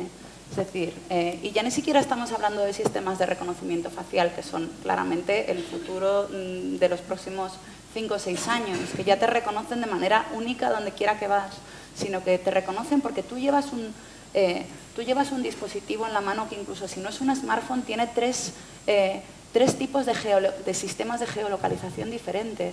Entonces tú vas diciendo por ahí dónde estás y toda esa información tiene un valor. Lo que menos valor tiene de la información que tú generas son las cosas que subes a Facebook, porque eso es contenido. A Facebook el contenido le da igual. El contenido no les importa. O sea, lo único que les importa es la información, no de tu contenido, sino sobre ti. ¿Dónde estás? ¿Qué estás haciendo? ¿A dónde has ido después de estar en dónde? ¿Con quién hablas? ¿Con cuánta gente hablas? ¿Quiénes son? ¿Quién es tu círculo? ¿Cómo os comportáis? ¿Qué tipo de lenguaje utilizáis? Es decir, eso que se llaman metadatos, que son datos acerca de los datos que tú generas. O sea, no quieren leer tus mensajes les dan igual. Lo que quieren saber es dónde estás y cómo te mueves y a qué velocidad y a dónde vas después y en qué tiendas te paras. Y esto es lo que quieren saber. Esto para ellos es valioso y es mucho más valioso en conjunto. Es decir, todas las personas que estamos en esta sala generamos una información que es mucho más valiosa que cada uno de nosotros por separado. Entonces, pensar en lo que subes y no subes es de alguna manera irrelevante. Lo que es relevante es que estés ahí, ¿no? Lo que haces cuando estás y las aplicaciones que tienes en el móvil, y ten en cuenta que da igual que sean Facebook o Google o lo que sea, porque se compran datos entre ellos. Es decir, hay una cosa en la industria que se llaman data brokers, que se dedican a la compraventa de datos y lo que hacen es comprarle datos a el supermercado que te da la tarjeta de puntos. La tarjeta de puntos está hecha para que los data brokers compren datos. A los bancos, a las aseguradoras, a las oficinas de estadística, es decir, compran datos a los hackers. O sea, cada vez que alguien roba, yo qué sé, 5.000 millones de passwords, ¿no? Y de cuentas de usuario en, por ejemplo, Yahoo o lo que sea, en realidad están robando datos. O sea, todos esos datos se acumulan en tu fichero y se van juntando hasta que alguien los compra. Entonces...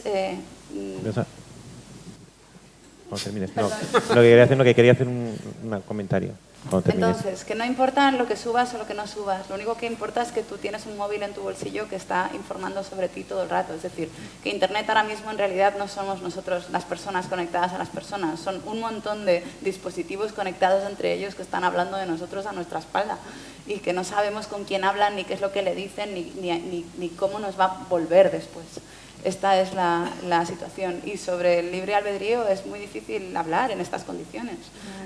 Siendo cierto 100% lo que dice Marta y que hay una acumulación y concentración de información, luego lo que no está tan claro es que la gente que está al otro lado utilizando esa información sea inteligente.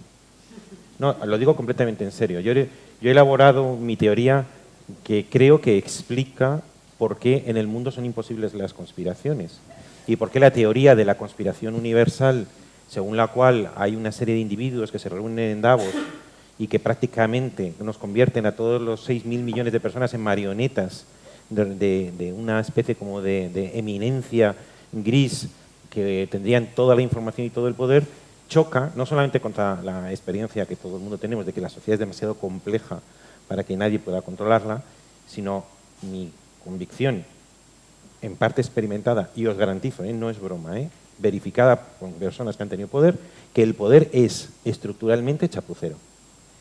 El poder es estructuralmente chapucero. Hace las cosas mal siempre, precipitadamente. ¿Deliberadamente? No, deliberadamente no. Quiero decirte que tú te encuentras... ¿Tú crees que las eléctricas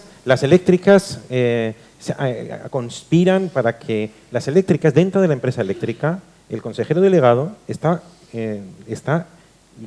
en lucha permanente con el presidente, que a su vez se ha aliado con 3 consejeros y con el director gerente contra el secretario del Consejo de Administración, pero es que además esa eléctrica está a muerte con la otra eléctrica y conspira con un miembro del gobierno, pero el otro miembro del gobierno, y luego se aprueba un decreto en el que supuestamente va a beneficiar a una de las 2 eléctricas, y en el último minuto en el Consejo de Subsecretarios alguien introduce una disposición adicional de tal manera que el resultado final nadie se lo esperaba y es una auténtica chapuza, y pese a eso el mundo progresa.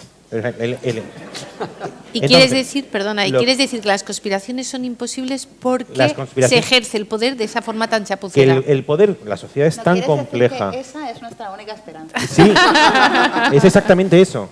La chapuza la chapuza estructural del poder es la máxima esperanza de nuestra libertad, porque todo lo que ha dicho Marta, que creo que es absolutamente cierto, lo que no, en cambio, no creo es que haya una sola persona inteligente capaz detrás de administrar esos datos, analizar esos datos, estructurar esos datos y producir una única acción concertada que sea consecuencia de todo ello y que le produzca a él un beneficio. Y al día de hoy, los políticos siguen ganando las elecciones más inesperadas. Y ahí hay empresas que prosperan y empresas que caen en bancarrota de manera completamente inesperada. Así que, en efecto, creo que afortunadamente el poder, antes lo he dicho, el poder político y el poder económico tenderá a convertirse en absoluto y utilizará todos los instrumentos que pueda para convertir esa tendencia en absoluta. Pero afortunadamente el chapucero es incapaz de convertir eso en una acción concertada y la chapuza es garantía de nuestra libertad. Y no solo eso, hay después también ángeles dentro de todo el sistema que desde dentro del sistema los sabotean, como Snowden y otros que no están dispuestos a someterse al dictamen de agencias como la NSA y otros todopoderosos añade complejidad. Dueños de los datos.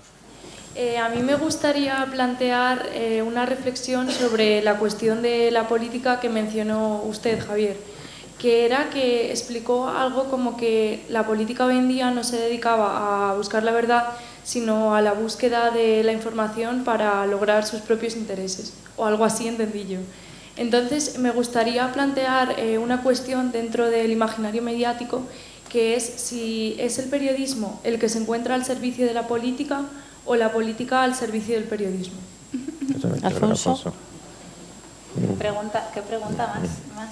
Bueno, Terrible. una buena parte del periodismo está evidentemente al servicio de la política, de la empresa, de los bancos, y hay periodismos que intenta servir de contrapoder para los abusos de las eléctricas, las multinacionales de venta de armas, los lobbies de todo tipo, los países que no respetan los derechos humanos. Es decir, es una lucha constante entre el poder, la tendencia del poder a abusar y a imponer sus condiciones y a imponer sus mentiras como verdades, y un periodismo que dentro de este ecosistema tan complicado, en el que es cada vez más difícil sobrevivir. Primero también porque, bueno, ahí nos metemos en un camino muy complicado, pero si al final, como ciudadanos, renunciamos a apoyar a medios de comunicación que sean críticos con el poder, estamos más expuestos a las mentiras del poder.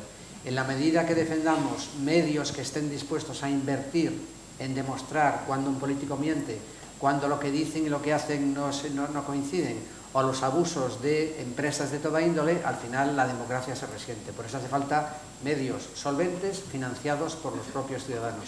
En España tenemos un problema muy grave, es que la mayor parte de los medios han decidido suicidarse regalando en Internet lo que venden en los kioscos o que les cuesta conseguir.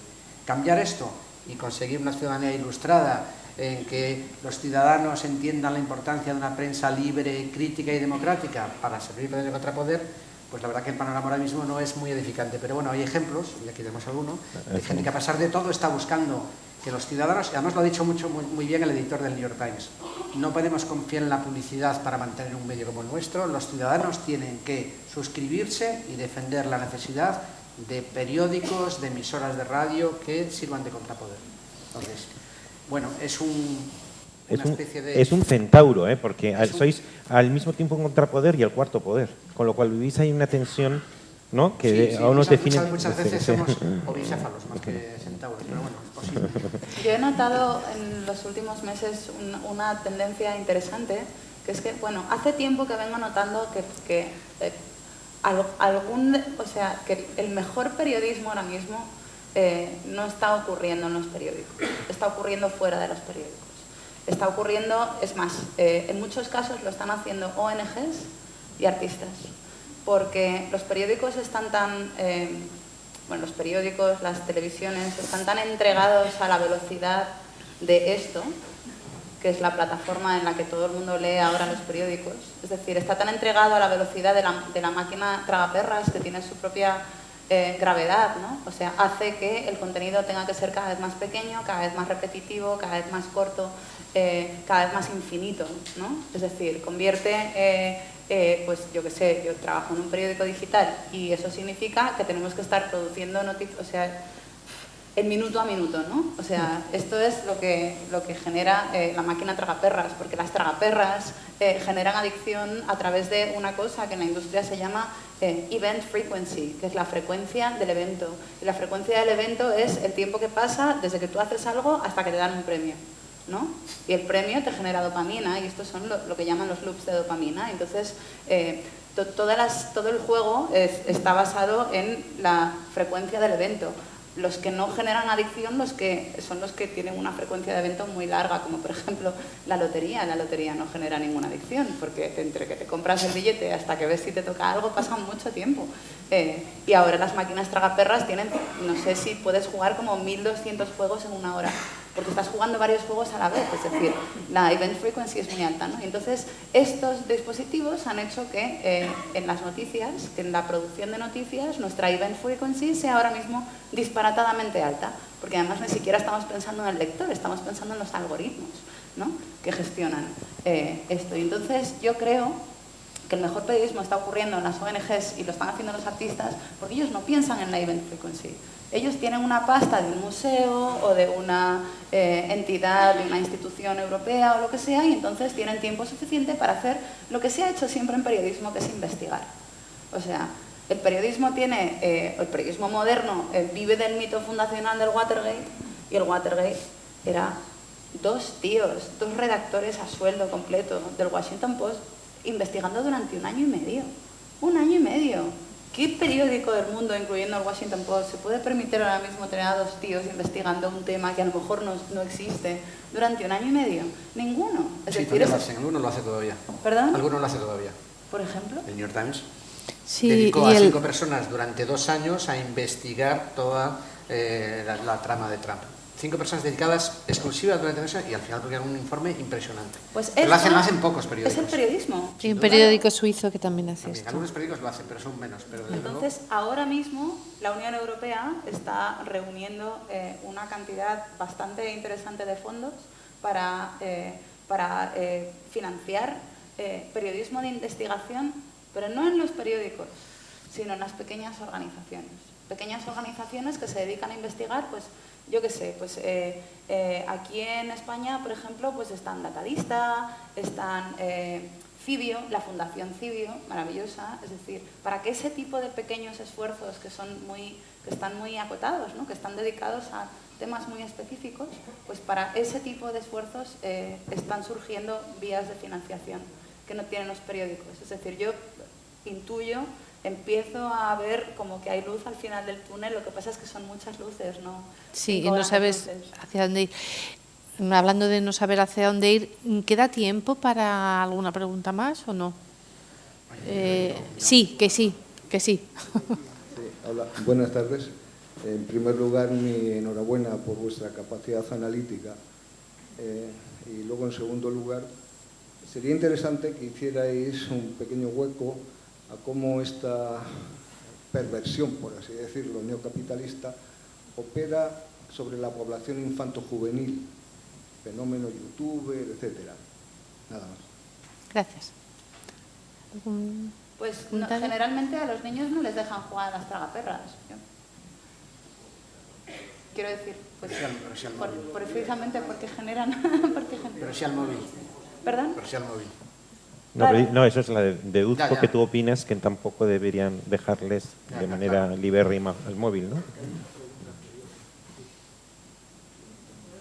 Sí, buenas tardes. Perdón, que aquí... Es que aquí hay no una nos- no señora que lleva vemos. mucho rato esperando.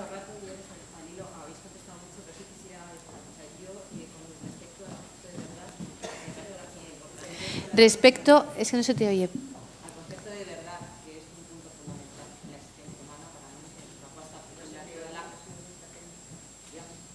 No.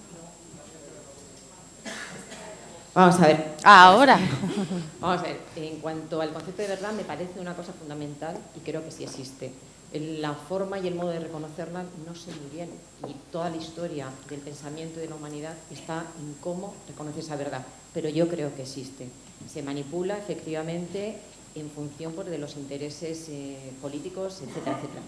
Pero yo lo que sí quiero decir al hilo de lo que han dicho es, y al hilo de esto de nuestra juventud y nuestros niños, yo pienso que hay mucha manipulación en eso. La propia enseñanza se está articulando de esa misma manera. Ya no son contenidos que sean objetivos, son contenidos en función de lo que interesa, a quién interesa, dónde esté y cómo estés. Vamos, es mi experiencia. Entonces estamos ya formando individuos pues muy proclives a beber eso, y a no ser ilustrados. Me parece fundamental la ilustración. Entonces, la primera pregunta que quisiera preguntar a Javier Gomá es de qué forma ahora se puede hacer esa ilustración, se puede formar a individuos ilustrados, porque ya no vale como era antes, y menos con los mecanismos que hay. A Alfonso Armada me parece genial y maravilloso, y sí que me gustaría también decirle que, me parece fundamental el periodista independiente, pero independiente políticamente de izquierdas y de derechas. Hoy leer los periódicos es ser de un lado, ser de otro, y incluso hay gente que no es mala, quiero decir, porque todos tenemos nuestro corazoncito, pero sí hay una cabida ahora para un periodismo independiente que sepa reconocer lo que es bueno, malo, verdad, conveniente o no. Esto es muy difícil porque depende efectivamente pues, de grandes emporios económicos y políticos. No sé eso cómo se hace. Yo me leo varios periódicos, pero no por nada, es una manía que tengo, no sé, rara. Y es que es una cosa alucinante. Hay buenos periodistas en ambos, en ambos. Yo me leo otros periódicos, en los 3 periódicos. Es más, Si tú te coges, por ejemplo, los libros de literatura que te recomiendan, cada uno te recomienda lo suyo, su línea y tal y cual, para mí eso es un error. Luego la independencia de la ilustración, desde mi punto de vista, tiene que ser así. ¿Cómo se consigue eso al hilo de lo que me está diciendo Marta Peirano? Es decir, cuando efectivamente los algoritmos y la máquina ya predeterminan lo que quieres y tal, hay dentro de la gente a la que usted o tú perteneces, puede revolverse o hacer algo para que eso cambie, porque parece ser que eso está totalmente controlado y no hay posibilidad. Muchas gracias y perdón. Javier, ¿empiezas? No, pero es que son 9 menos 25 y Sí. me ha preguntado algo que estaría encantado de compartir con la distinguida audiencia, porque tiene mucho que ver con la idea que yo tengo de qué es la filosofía.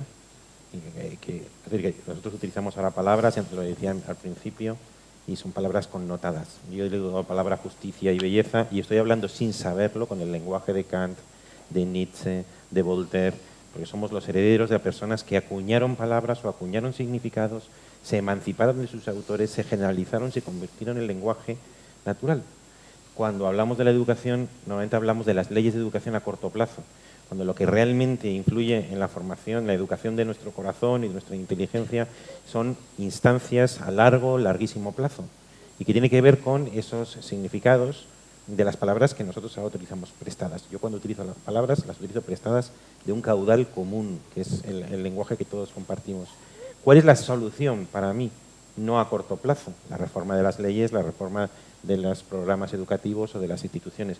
Para mí es que hoy haya personas, hombres, mujeres, que doten a las palabras, que funden nuevas palabras o funden nuevos significados, que cuando se tomen en préstamo dentro de 25 o 30 años, sean palabras que ayuden a la convivencia, a la concordia y a una civilizada vida en común. Eso tiene que ver con los creadores del lenguaje, con los creadores de palabras, con los creadores de significados. Y sobre todo es una respuesta a muy largo plazo, cuando normalmente todo el mundo lo que desea son respuestas a corto o cortísimo plazo. Y ahí no hay nadie, quizá la ONU, pero no hay nadie que en este mundo se pregunte por los problemas que tienen una duración de más allá de 30 o 40 años. ¿Quieres? Por la verdad que ha planteado muchas cosas, pero yo invitaría a desconectar con más frecuencia, a leer más despacio, a estar más en silencio. A lo mejor es un proyecto así un poco utópico, pero bueno, creo que cuando uno espera que la revolución llegue de una instancia superior, que al final nos encamine, creo que las experiencias históricas han sido bastante deplorables al respecto. Creo que depende más de la responsabilidad de cada uno y de lo que haga cada uno con su tiempo, con sus decisiones. Y desde el punto de vista del periodismo, creo que hay periodistas honestos que son capaces de dejar de lado, todos tenemos visiones, por supuesto, y tenemos predisposiciones o inclinaciones, pero creo que la búsqueda de verdad tiene que estar al margen del color ideológico de tus simpatías, ¿no?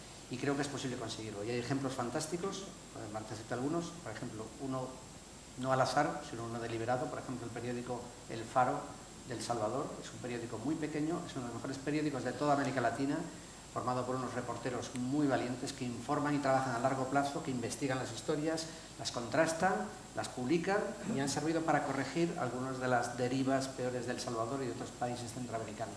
Hay mucho que hacer, pero depende también de cada uno de nosotros, estar dispuestos a desconectar, leer, poner en duda y bueno, tratar de mejorar nuestra condición de ilustrados, cuestionándonos constantemente, no dando nada por hecho y leer mejor, leer más despacio y pensar un poco más.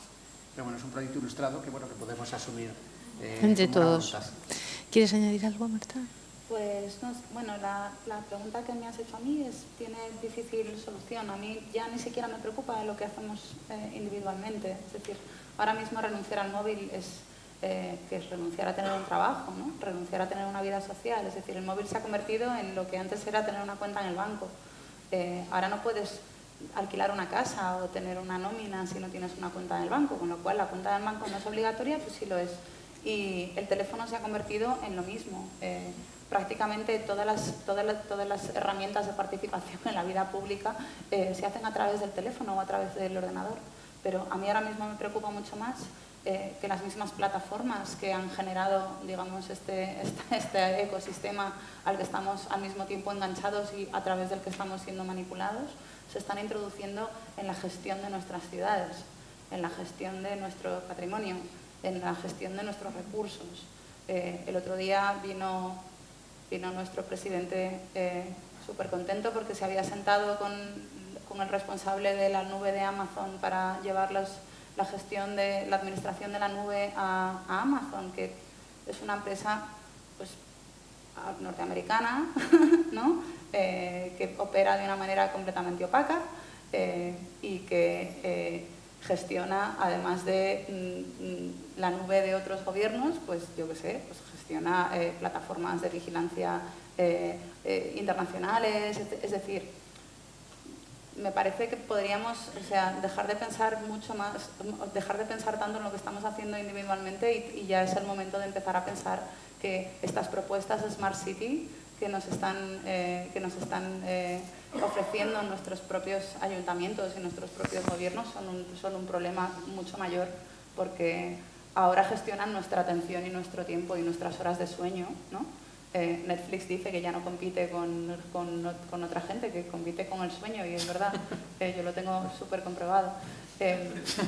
Pero sí, o sea, el único futuro del que estamos absolutamente seguros es que pronto va a haber mucha más gente en un planeta mucho más hostil, compartiendo muchos menos recursos. Entonces, la gestión de nuestros recursos a mí ahora mismo me parece fundamental, y este tipo de plataformas han diseñado herramientas que no están hechas para ayudarnos a gestionar esos recursos, están hechas para gestionarnos a nosotros.